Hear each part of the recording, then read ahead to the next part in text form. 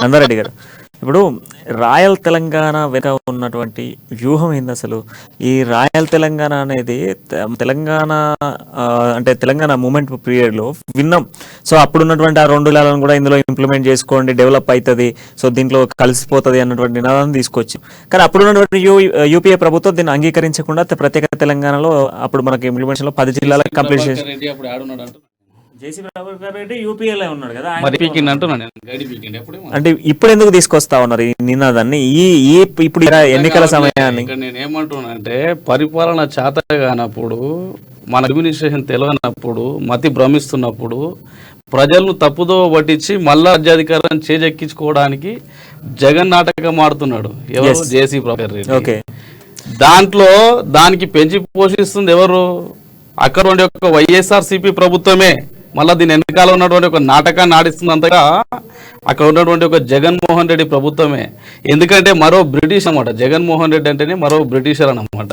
ఎందుకంటే ఈ దేశానికి స్వాతంత్రం ఎంతో కష్టపడి, ఎంతో మంది ప్రాణాలు అర్పించి, స్వాతంత్ర సమర యోధులు ఎంతో కష్టపడి దేశానికి స్వాతంత్రం తీసుకొస్తే మరో బ్రిటిష్ పాలన కొనసాగుతున్నది ఆంధ్రాలో.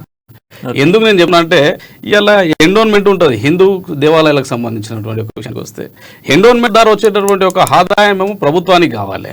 కానీ ఇలా మరి ఏ చర్చి నుండి అన్నా, బిషప్ల నుండి ఎప్పుడన్నా ఏ చర్చి నుండి అన్నా ఒకవేళ రాష్ట్ర ప్రభుత్వానికి ఏమైనా ఆదాయం వచ్చిందా? కానీ అదే చర్చిలో పనిచేసినటువంటి ఒక పాస్టర్లకు ఏమో జీతాలు ఇస్తాను.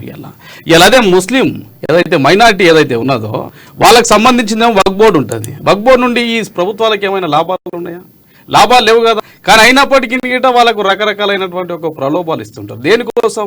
ఓట్ల రాజకీయం కోసం. అంటే ఏ ప్రభుత్వాలు అయినా సరే మరి ఏ వ్యక్తుల నుండి అయితే మీరు ఇన్కమ్ తీసుకున్నారో ఆ దేవాలయాలను కానీ ఆ వ్యవస్థను కానీ కాపాడలేకపోతున్నటువంటి ఒక ప్రభుత్వాలు ఎన్నో రోజులు కొనసాగవు. ఎందుకంటే ప్రభుత్వాల మీద ప్రజలు గమనిస్తున్నారు ఎవరెవరు ఏం చేస్తున్నారు, ఏం చేయాలని చెప్పి.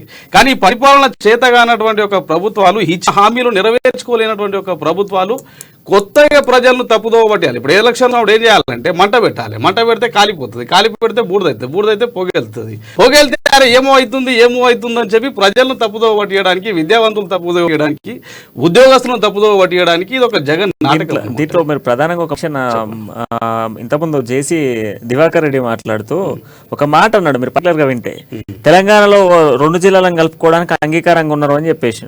కానీ జగదీశ్వర్ రెడ్డి ఏమంటున్నాడు మంత్రి, మాకు ఏ జిల్లాలతో సంబంధం లేదండి, సీఎం కేసీఆర్ ప్రభుత్వం, కేసీఆర్ పాలన అక్కడి ప్రజలు కావాలని. తెలంగాణ జగదీశ్వర్ రెడ్డి అయ్యే జాగిరా, లేకపోతే ఆంధ్రప్రదేశ్ అంటే జేసీ దివాకర్ రెడ్డి తమ పట్టణ ఎవడయ్యే జాగిరా అంటున్నా.